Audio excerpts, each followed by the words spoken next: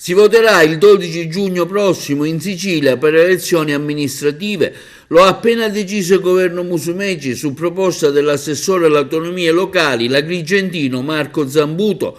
A essere interessati sono 120 comuni, 107 con il sistema maggioritario e 13 con quello proporzionale.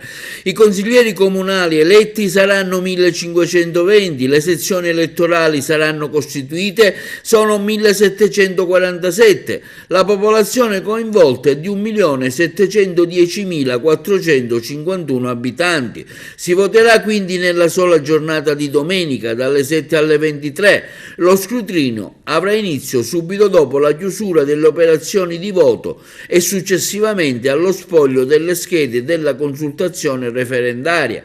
Il decreto di indizione dei comizi dovrà essere emanato entro il prossimo 13 aprile.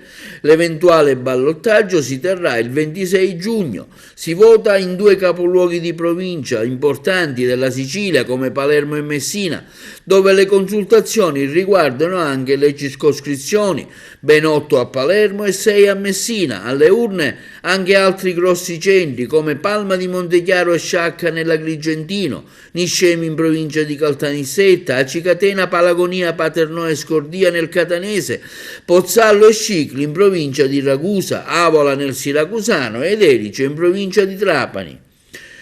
L'elenco dei comuni interessati nella nostra provincia è ben 10.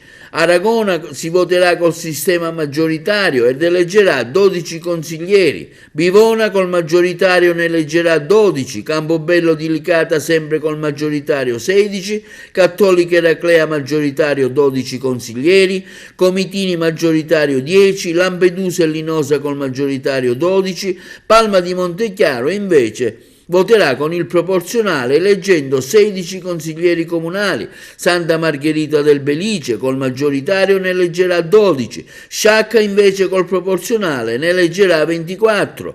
Per chiudere Villafranca Sicola, sistema maggioritario dove saranno eletti 10 consiglieri comunali.